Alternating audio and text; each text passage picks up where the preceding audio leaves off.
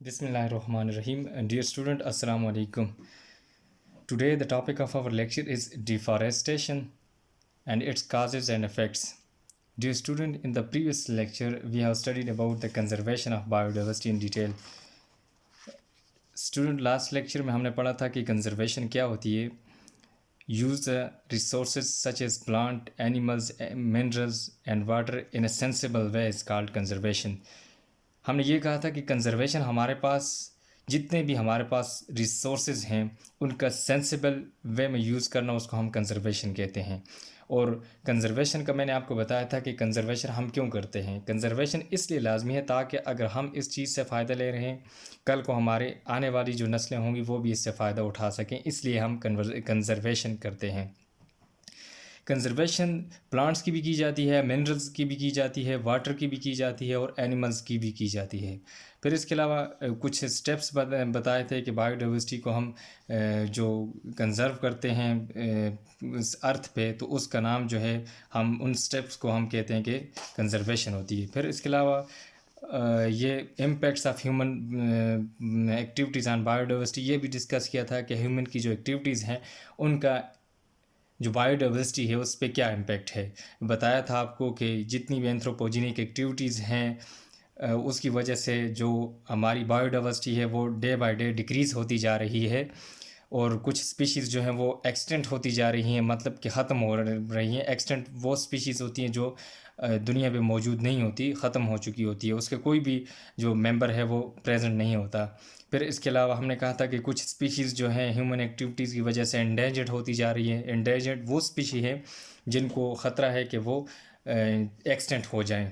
फिर इसके अलावा हमने कहा था कि कुछ ऐसी एक्टिविटीज़ हैं, ऐसी स्पीशीज़ हैं जो थ्रेटेंड हो गई हैं, और थ्रेटेंड स्पीशी वो होती हैं जो नियर फ्यूचर में क्या हो जाएं, एक्सटेंट हो जाएं. ऐसी स्पीशीज़ को हम थ्रेटेंड स्पीशी कहते हैं. फिर इसके अलावा हमने काजेज़ ऑफ बायोडाइवर्सिटी लास्ट पढ़े थे कि कौन कौन सी काजेज़ हैं उसकी. एक तो हमने कहा था कि हैबिटेट लॉस है या डिफॉरेस्टेशन है, ये हमारे पास उसकी है. हैबिटेट हमने कहा था कि कोई भी जगह है जहाँ पे एनिमल्स या प्लांट्स रहते हैं उसको हम उसका हैबिटेट बोलते हैं, जिसको हम उर्दू में मस्कन कहते हैं. अगर हम किसी भी एनिमल का या प्लांट का किसी भी चीज़ का हम हैबिटेट लॉस कर दें, कोई भी चीज़ अपने ओरिजिनल हैबिटेट के अंदर बेस्ट परफॉर्म करती है और अपना रिप्रोडक्शन वगैरह वहाँ पे बेस्ट करती है. अगर उसके अलावा आप उसको कहीं और किसी जगह पे ले जाएं या उसी जगह पे उसका जो हैबिटेट है उसको लॉस कर दें, तो वो उस तरह से वहाँ पे रह नहीं सकती. फिर डिफॉरेस्टेशन का कहा था कि जो प्लांट्स हैं उनको हम काट रहे हैं अपने डिफरेंट पर्पसेस के लिए, तो ये भी क्या है, बायोडाइवर्सिटी लॉस की एक रीज़न है, एक काज है. फिर और हंटिंग का कहा था कि ये जो हंटिंग है कि उस पर जो पाकिस्तान के अंदर जिस तरह लिजर्ड्स हैं, स्नैक्स हैं, क्रोकोडाइल्स या और मैमल्स हैं जिनका बहुत ही हाई पैमाने पे जो है हंटिंग की जा रही है जिनकी, तो वो भी बायोडाइवर्सिटी लॉस का सबब बन रही है. इसके अलावा हमने डिस्कस किया था कि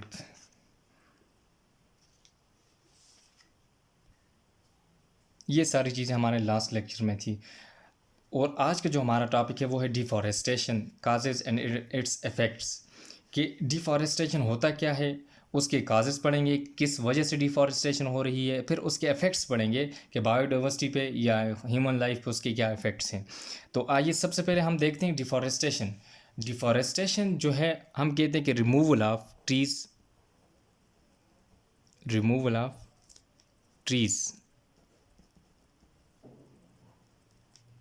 to make room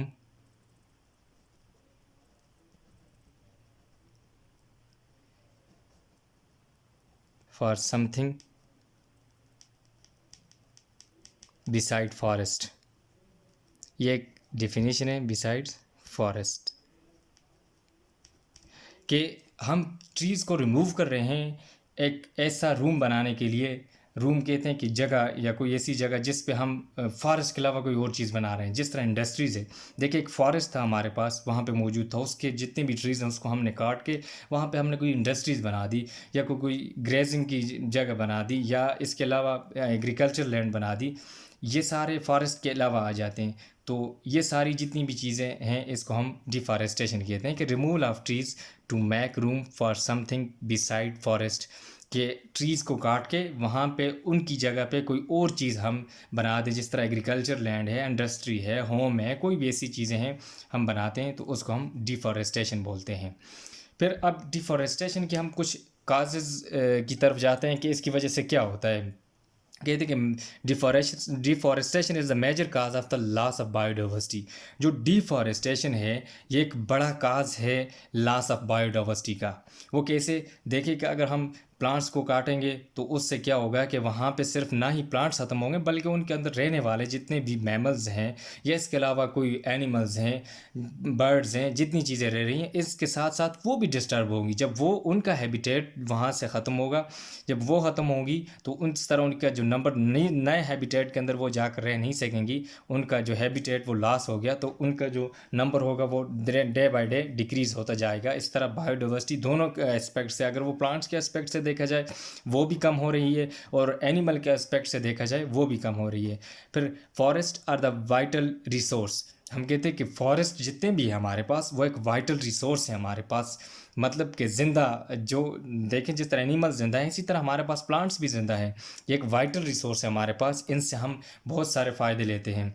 ये एक ज़रिए है हमारे लिए। देखें इससे हम लकड़ी भी काटते हैं और सबसे बड़ा फ़ायदा इनका ये है कि ये हमें ऑक्सीजन प्रोवाइड करते हैं। और इसके अलावा आप इनसे बहुत सारी मतलब जो आपके क्लाइमेटिक चेंजेस हैं उनको भी ये ओवरकम करते हैं। इनका ये भी फ़ायदा है। फिर इस तरह हम कहते हैं forest are the natural factories for production of oxygen. वही बात कि जो फॉरेस्ट हैं वो एक नेचुरल फैक्ट्रीज़ हैं for the production of oxygen. आपने देखो कहीं भी ऑक्सीजन की फैक्ट्री नहीं लगी हुई, लेकिन उसके बावजूद इतनी दुनिया के ऊपर इतने इंसान रह रहे हैं, उन्हें ऑक्सीजन मिल रही है। और ये जो ऑक्सीजन है इनकी फैक्ट्रीज़ ये फॉरेस्ट हैं। और ये फॉरेस्ट क्या करते हैं कि ऑक्सीजन प्रोवाइड करते हैं और आगे एनिमल्स जितने भी हैं वो ब्रीदिंग के लिए इसको इस्तेमाल करते हैं, रिस्पायरेशन के लिए उसको इस्तेमाल करते हैं। फिर इस तरह हमने कहा forest are habitat for wild life. इसके अलावा जो फॉरेस्ट है वो हैबिटेट है वाइल्ड लाइफ के लिए। वाइल्ड लाइफ कौन सी है? जिस तरह देखें एनिमल्स हैं, बर्ड्स से कुछ रह रहे हैं फॉरेस्ट के अंदर, उनके लिए एक हैबिटेट है। अगर हम वो हैबिटेट डिस्टर्ब करेंगे तो वो वाइल्ड लाइफ ऑटोमेटिकली वहाँ से डिस्टर्ब होगी। सो it is necessary to preserve the forest for the habitat of wildlife, for the habitat of plants or any other things which live there। कि कोई भी चीज़ है जो जहाँ वहाँ पे रहती है उसकी प्रिजर्वेशन के लिए, उसके हैबिटेट की प्रिजर्वेशन के लिए हमने किस चीज़ को, फॉरेस्ट को प्रिजर्व करना होगा, तो वो ऑटोमेटिकली वहाँ पे हमारे पास प्रिजर्व होंगे। फिर इसके बाद हमने कहा source of fuel, timber and recreation. Forest are also the source of fuel. कि हमारे पास जितने भी फॉरेस्ट हैं वो सोर्स हैं फ्यूल का, टिम्बर का। टिम्बर क्या होती है कि हमारे पास ये जितनी भी हम लकड़ी हासिल करते हैं, देखें डोर बनाते हैं, फर्नीचर्स, जो भी चीज़ें बनाते हैं ये हमारे पास टिम्बर में आ जाता है। तो ये चीज़ें हैं उसका सोर्स है। इसके अलावा रिक्रिएशन, देखें आप सैर व तफरीह के लिए जाते हैं, जब आप लोगों को छुट्टियां होती हैं तो बंदा फ्री होता है तो वो सैर व तफरीह के लिए निकलता है। तो वो सैर व तफरीह के लिए अपना वो मकाम चूज़ करता है जहाँ पे बायोडाइवर्सिटी प्लांट्स की ज़्यादा हो, जहाँ पे उसे इस तरह की अच्छा माहौल मिले, सरसब्ज जगह मिले, फॉरेस्ट हों, तो वहाँ पे जाना वो पसंद करते हैं। जिस तरह हमारे नॉर्दर्न एरियाज़ हैं, देखें नाराह है, कागान है, इसके अलावा फिर आप ऊपर गिलगित या हुंजा वैली उधर चले जाएँ तो उधर भी हमारे पास ये जो हैं ट्रीज़ हैं, तो बंदा वहाँ पे जाना पसंद करता है। इस वजह से ये एक रिक्रिएशन का सोर्स है हमारे पास। फिर इसके अलावा forest controls floods and prevent formation of desert and keep the air clean. इसके अलावा जो फॉरेस्ट हैं वो क्या करते हैं कि फ्लड को कंट्रोल करते हैं। आप देखें कि पाकिस्तान के जो लोअर एरियाज़ हैं, कराची में चले जाएं, लाहौर में चले जाएं, सखर या नीचे जितने भी इलाके हैं उनकी तरफ चले जाएं तो वहाँ पे फ्लडिंग ज़्यादा होती है as compare to the northern areas of Pakistan. Why? देखें कि उधर फॉरेस्ट नहीं है, उधर हमारे पास ट्रीज़ कम है तो उसकी वजह से वहाँ पे फ्लड ज़्यादा होता है। लेकिन इधर जो है हमारे पास ट्रीज़ भी ज़्यादा हैं, फॉरेस्ट भी ज़्यादा है, तो उस वजह से ये जो फ्लड है वो बिल्कुल कम होता है। And prevent formation of desert. इसके अलावा ये डेजर्ट फार्मेशन से भी प्रिवेंट करता है। देखें कि जिस तरह सेरा है वो बन जाए तो वहाँ का फिर टेम्परेचर, वो सारी चीज़ें जो हो ज़्यादा हो जाती हैं, तो उससे बचने के लिए ये एक सोर्स है हमारे पास forest. And keep the air clean, और ये क्या करते हैं कि एयर को क्लीन करते हैं कि उसमें ऑक्सीजन की अमाउंट ज़्यादा होती है। देखें निचले एरियाज़ के अंदर आप जाएँ, पाकिस्तान के साउथ एरिया के अंदर, तो वहाँ पे जो है आपके पास जो है एयर जो होती है वो इतनी क्लीन नहीं होती as compare to the northern areas of Pakistan. ये इसकी कुछ काजेज़ थी मैंने बताई आपको कि डिफ़ॉरेस्टेशन की वजह से क्या होता है कि मतलब और इसके क्या इम्पैक्ट्स हैं हमारी लाइफ पे। फिर उसके बाद हम आ जाते हैं मेजर रीज़न फॉर डिफ़ॉरेस्टेशन कि डिफ़ॉरेस्टेशन की रीज़न्स किस वजह से डिफ़ॉरेस्टेशन हमारे पास पैदा हो रही है, कि डिफ़ॉरेस्टेशन क्यों हो रही है, कौन कौन से ऐसे स्टेप्स हैं, कौन सी रीज़न्स हैं, उसको हम देखते हैं। कहता है कि extension of cities requires more land, thus forest are cut to build roads and houses. Here you may see that, कहता है कि एक्सटेंशन के सिटीज़ का बढ़ जाना, पॉपुलेशन ज़्यादा हो रही है तो उसके लिए सिटीज़ ज़्यादा हो रही है, सिटीज़ की एक्सटेंशन हो रही है, दिन ब दिन वो बढ़ रही है सिटीज़। देखिए हम मानसेरा की एग्ज़ाम्पल लें, आज से अगर 15-20 साल पहले देखें तो मानसेरा सिटी इतना बड़ा नहीं था, लेकिन जब आबादी ज़्यादा हो रही है तो उससे जो सिटी मानसेरा सिटी है वो भी ज़्यादा हो रही है, उसका एरिया ज़्यादा हो रहा है। जब एरिया ज़्यादा होगा तो उसके लिए ज़्यादा लैंड रिक्वायर्ड होगी, लैंड रिक्वायर्ड होगी तो उससे फॉरेस्ट वगैरह जो होंगे उनको कट किया जाएगा, और उसकी वजह फिर जब सिटीज़ बनाएंगे तो उसके अंदर आपको रोड भी बिल्ड करने पड़ेंगे, हाउसेस भी बिल्ड करने पड़ेंगे। जब ये सारी चीज़ें आप बनाएंगे तो ऑटोमेटिकली आप फॉरेस्ट को कट करेंगे। जब वो कट होंगे तो ये किसकी तरफ लीड करेगा, लीड्स टुवर्ड द डिफॉरेस्टेशन, कि ये हमारे पास डिफॉरेस्टेशन को पैदा करेगा। फिर उसके बाद दूसरा जो स्टेप है, increasing population need more land for agriculture activities. देखें पॉपुलेशन जो है वो हमारी डे बाय डे इंक्रीज़ हो रही है। जब पॉपुलेशन इंक्रीज़ होगी तो उसके लिए रिसोर्सेज भी हमें ज़्यादा चाहिए होंगे, फूड है, शेल्टर है, जितनी भी एग्रीकल्चर एक्टिविटीज़ है वो हमें चाहिए होंगी। तो उन जितने भी रिसोर्सेज हैं, जितनी भी उसकी रिक्वायरमेंट्स हैं, उनको पूरा करने के लिए फिर हमें एग्रीकल्चर लैंड जो है इंक्रीज़ करनी पड़ेगी। और वो एग्रीकल्चर लैंड हम कैसे इंक्रीज़ करेंगे, कि हम फॉरेस्ट को काटेंगे, वहाँ पे एग्रीकल्चर लैंड बनाएंगे, या इसके अलावा फिर हम हाउसेस बनाएंगे, रोड्स बनाएंगे, पॉपुलेशन इंक्रीज़ हो रही है उनके लिए घर बनाएंगे। तो ये भी एक जो है काज है, रीज़न है किसकी तरफ, लीड्स टुवर्ड द डिफॉरेस्टेशन, कि डिफॉरेस्टेशन पैदा करती है इंक्रीजिंग पॉपुलेशन। फिर इसके अलावा trees remove for making pastures. अब देखें जो ग्रेजिंग प्लेस होती है, जहाँ पास्चर्स होती है, जहाँ पे एनिमल्स वगैरह ये जो मवेशी होते हैं, ये जिनकी चरागाह होती है उनको हम पास्चर्स बोलते हैं। तो वहाँ से ट्रीज़ जो हैं वो कट करके उनके लिए जगह बनाई जाती है कि यहाँ पे ये अपनी चरागाहों के अंदर चरें, वहाँ पे ये घास वगैरह खाएँ। इसके अलावा wood is use both as a timber and as a fuel wood. अब वुड को दो पर्पजेज़ के लिए इस्तेमाल किया जाता है, एक तो टिम्बर और साथ साथ फ्यूल वुड के तौर पे भी। आप काट के, ये जो पहाड़ी इलाके के लोग होते हैं उनके पास तो सुई गैस वगैरह या और ऐसी गैस तो नहीं होती नेचुरल गैस, तो वो क्या करते हैं फिर इसी वुड को काट करके एज ए फ्यूल के तौर पे यूज़ करते हैं। और इसके अलावा टिम्बर, ये जो टिम्बर माफिया होता है उसको लकड़ी को काटता है और आगे आकर कैश लेता है उससे। फिर इसके अलावा timber mafia cuts the trees for easy cash. वही बात कि जो टिम्बर माफिया होता है वो क्या करता है कि इसको लकड़ी को काटता है और इजी कैश इससे मिल जाता है। देखें पहाड़ों से काट के आकर नीचे बेच देते हैं तो इनसे आसानी से इजी कैश इनको मिल जाता है, पेमेंट मिल जाती है। फिर all these factories for removal of trees.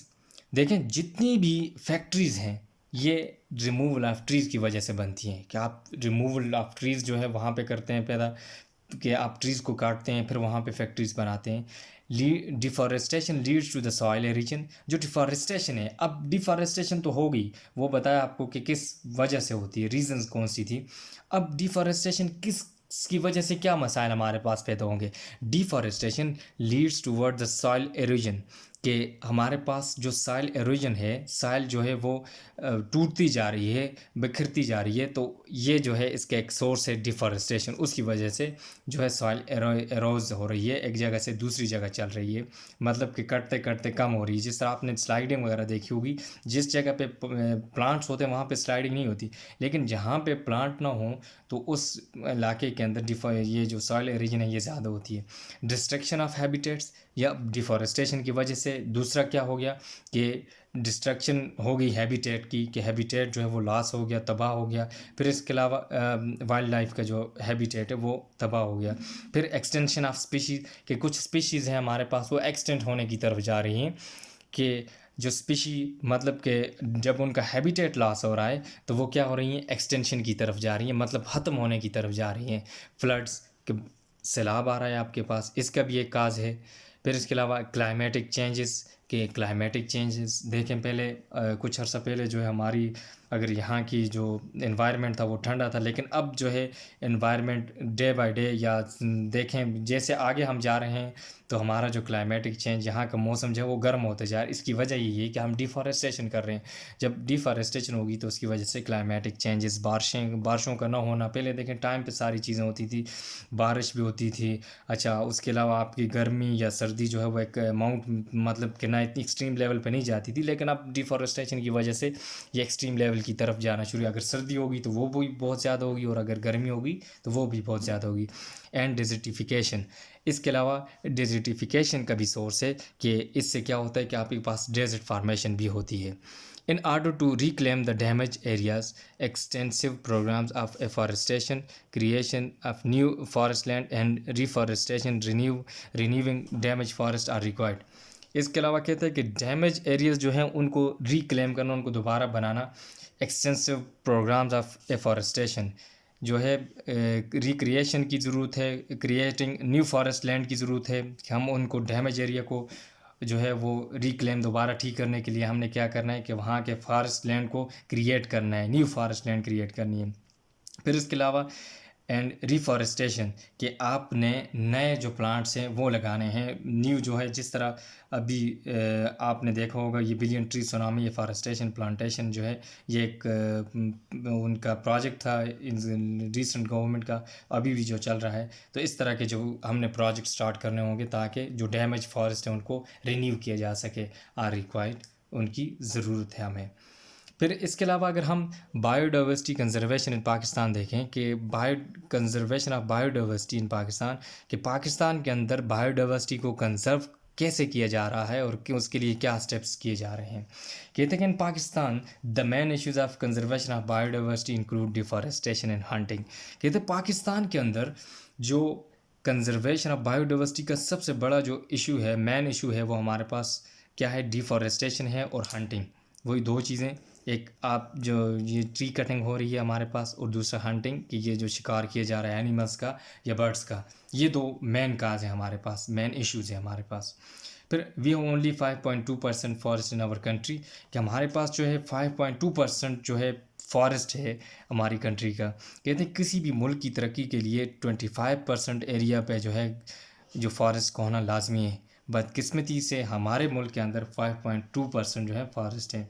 Similarly many species become extinct or endangered. कहते हैं कि इसी तरह कुछ स्पीशी जो है हमारे पास वो एक्सटेंट हो गई हैं और कुछ एंडेंजर्ड है।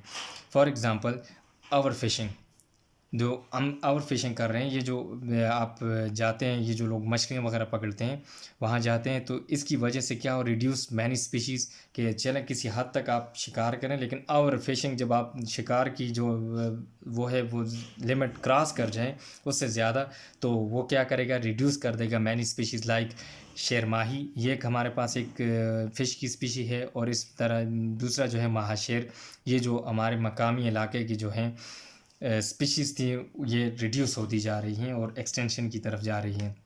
फिर इसके अलावा मार्को पोलो शीप है, हुबारा बस्टर्ड जो तलोर परिंदा जो है हमारे पास reduce due to our hunting. ये दो जो हैं मार्को पोलो शीप या हुबारा बस्टर्ड तलोर जो है हमारे पास, ये भी क्या हो गई, रिड्यूस होगी, किसकी वजह से, आवर हंटिंग की वजह से। फिर musk deer are killed for their gland use for making perfumes. एक मस्क डियर होता है, यहाँ पे मैं आपको पिक्चर उसकी बताऊँ बुक के अंदर, ये जो है मस्क डियर ये वाला, इसको किल किया जाता है, इसके ग्लैंड्स जो हैं वो परफ्यूम के लिए बनाने के लिए यूज़ होते हैं। लोग शिकार करते हैं किसी पर्पज़ के लिए, बाज़ तो शिकार करते हैं कि उसका गोश्त खाने के लिए, लेकिन बाज़ जो हैं जिस तरफ देखें ये जो मस्क डियर है हमारे पास, इसको किल किया जाता है, इसके जो ग्लैंड्स हैं वो क्या परफ्यूम इंडस्ट्री में यूज़ होते हैं, वहाँ पे इनसे क्या किया जाता है, परफ्यूम एक्सट्रैक्ट की जाती है, मतलब खून के अंदर इससे, क्योंकि ग्लैंड्स जो होती हैं वो हमारे पास सिक्रीशन होती है और इनसे जो है परफ्यूम्स वगैरह बनाई जाती हैं। फिर Indus river dolphin facing threat by release of heavy polluted water into sea causing blindness of the dolphin. कहते हैं कि इंडस रिवर के अंदर ये जो दरिया सिंध है हमारे पास, इसके अंदर जो डॉल्फिन है वो बहुत से थ्रेट फेस कर रही है। उनमें से एक ये है कि आप ये जो पोल्यूटेड वाटर इंडस्ट्रीज़ का है, घरों का है, जो भी है, जब आप सी के अंदर फेंक देते हैं तो वहाँ पे जाकर वो डॉल्फिन को क्या कर रहा है, थ्रेट दे रहा है, और वो उसकी वजह से वो उसके अंदर ब्लाइंडनेस पैदा हो रही है कि वो उसके अंदर जो अंधापन है वो पैदा हो रहा है। डॉल्फिन जो है वो अंधी हो रही है दिन ब दिन, और इसी तरह जब वो अंधी होगी तो उसका जो हैबिटेट है वो लॉस होगा, और इस तरह करते करते वो एक्सटेंशन की तरफ चली जाएगी। अब steps taken in Pakistan to conserve biodiversity, के पाकिस्तान के अंदर जो स्टेप्स लिए गए हैं बायोडाइवर्सिटी को कंजर्व करने के लिए वो कौन से हैं। पहला जो है Indus dolphin project to save Indus dolphin, कहता है कि इसके आईडीपी जिसको हम कहते हैं कि इंडस डॉल्फिन प्रोजेक्ट ये गवर्नमेंट की तरफ से था कि इंडस रिवर की जो डॉल्फिन है उसको क्या किया जाए, सेव किया जाए। दूसरा जो है protected areas management project in the Machiara in Azad Jammu Kashmir के, आज़ाद जम्मू कश्मीर के अंदर ये एक फ़ॉरेस्ट है जिसको माशेरा बोलते हैं, और इसके जितने भी प्लांट्स वगैरह या बायोडाइवर्सिटी जितनी है उसको कंजर्व करने के लिए एक प्रोजेक्ट था। फिर इसके अलावा मेरीन टर्टल कंजर्वेशन प्रोजेक्ट, कि ये जो केचुआ होता है मेरीन के अंदर, मेरीन वाटर के अंदर, उसको कंजर्व करने के लिए प्रोजेक्ट किया गया था। फिर इसके अलावा ban on hunting of markhor and urial in Balochistan, कि बलोचिस्तान के अंदर ये जो हमारे पास एक तो मारखोर है, एक दूसरा एक यूरियल है जो एक इसकी स्पीशी है, उसको डीर जिसको बोलते हैं, ओविस वेगनी बोलते हैं इसका, बड़े इसका जोलॉजिकल जो नेम है ओविस, किधर है हमारे पास यूरियल, ये है इसका। अगर देखें ये नाम जो है इसका ओविस वेगनी, इसका जोलॉजिकल नेम है वेगनी। ये डीर की एक स्पीशी है, यहाँ पे होती है बलोचिस्तान के अंदर, और वहाँ पे उसके ऊपर बैन किया गया है। इसी तरह Himalayan jungle project to protect biodiversity in Himalayan region, के हिमालय जो जंगल है हमारे पास उसके अंदर भी प्रोजेक्ट था कि बायोडाइवर्सिटी कंजर्व किया जाए। इसके अलावा conservation of biodiversity of the Sulaiman range in Balochistan, कि सुलेमान रेंज जो है पहाड़ी सिलसिला है बलोचिस्तान के अंदर, उसकी भी वो बायोडाइवर्सिटी को कंजर्व करने के लिए प्रोजेक्ट किया था। फिर इसके अलावा नार्दर्न एरिया कंजर्वेशन प्रोजेक्ट, के नार्दर्न एरिया के जितने भी प्रोजेक्ट जो फॉरेस्ट हैं उनको कंजर्व करने के लिए एक प्रोजेक्ट बनाया गया था। फिर conservation of migratory birds in Chitral KP, के खैबर पख्तूनख्वा के अंदर जो चित्राल डिस्ट्रिक्ट है उसके अंदर जितने भी माइग्रेटरी बर्ड्स मोस्टली जो है रशिया से आते हैं वहाँ पे, और उनकी जो बर्ड्स की जो स्पीशी है वहाँ पे जो माइग्रेट करती हैं, या तो वो सीज़न माइग्रेशन के तौर पे आती हैं, या वो अपने वहाँ पे अंडे देने के लिए या यहाँ से उधर मूव करती हैं, तो वो जो उनका शिकार है वहाँ पे वो भी बैन किया गया था। उसको भी कंजर्व करने के लिए एक स्टेप लिया गया था गवर्नमेंट ने। फिर इसके अलावा Himalayan wild life project to check the hunting of brown bears, कि हिमालयन वाइल्ड लाइफ प्रोजेक्ट एक बनाया गया था जिसके अंदर ब्राउन बियर्स जो था एक नायाब स्पीशी थी जो उसकी हंटिंग को चेक करने के लिए। फिर इसके अलावा कंजर्वेशन ऑफ चिल्टन मारखोर, ये मारखोर की एक स्पीशी है चिल्टन मारखोर। इसको इसलिए कहा जाता है कि फ़ारसी के अंदर ये जो इसकी एक एबिलिटी होती है कि ये स्नेक को मारता है, तो इस वजह से इसको कहते हैं कि ये इसकी एबिलिटी वजह से इसको चिल्टन, और चिल्टन फ़ारसी के लफ्ज़ का एक वर्ड है जिसका मतलब है स्नेक को ईट करना।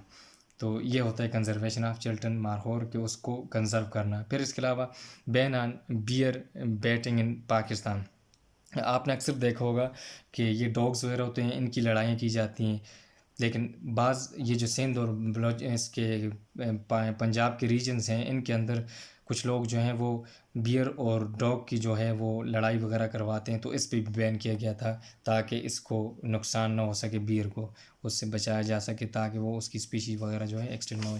अब हम समराइज़ कर लेते हैं कि हमारा जो आज का लेक्चर है कि हमने डिफॉरेस्टेशन को पहले सबसे पहले डिस्कस किया कि डिफॉरेस्टेशन होता है क्या, removal of trees to make room for something beside forest, के फॉरेस्ट की जगह कोई और चीज़ बनाना उसको हम कहते हैं डिफॉरेस्टेशन। फिर उसके काज बताए, फिर मेजर रीजंस बताएं कि इसकी किस वजह से डिफॉरेस्टेशन होती है, सिटीज़ बनाना, पॉपुलेशन इंक्रीज़ होना, ट्रीज़ को रिमूव करना पास्चर वगैरह के लिए, फिर इसके लिए फ्यूल और टिम्बर के लिए जो यूज़ होती है लकड़ी उसके फिर इसके अलावा हमने कहा कंजर्वेशन ऑफ बायोडाइवर्सिटी पाकिस्तान के अंदर कंजर्वेशन कैसे की जा रही है। फिर उसके स्टेप्स पढ़े हम वन बाय वन, कि एंडेस प्रोजेक्ट जो था, डॉल्फिन प्रोजेक्ट, फिर प्रोटेक्टेड एरिया मैनेजमेंट जो था, फिर इसके अलावा marine turtle conservation, Himalayan jungle conservation, इसके अलावा conservation of biodiversity Sulaiman ranges के अंदर। फिर ये जो है नॉर्दर्न एरियाज कंजर्वेशन प्रोजेक्ट जो है ये केपी चित्राल के अंदर है, कंजर्वेशन ऑफ माइग्रेटरी बर्ड्स वाला।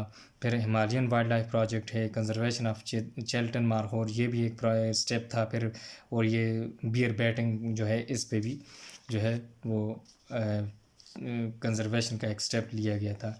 आज जो है आप लोगों ने, आपकी जो होम असाइनमेंट है, आप लोगों ने ये करना है कि बायोडाइवर्सिटी कंजर्वेशन इन पाकिस्तान, इसके ऊपर आपने एक पूरा मतलब ऐसे टाइप लिखना है कि कंजर्वेशन पूरा एक्सप्लेन करके इसको लिखना है, conservation of biodiversity in Pakistan, 2 pages का, ताकि वो इससे ज़्यादा ना हो, कि पाकिस्तान के अंदर बायोडाइवर्सिटी कैसे कंजर्व की जा रही है एनिमल्स और प्लांट्स के एस्पेक्ट से आपने करना है। बहुत शुक्रिया, अल्लाह हाफिज़।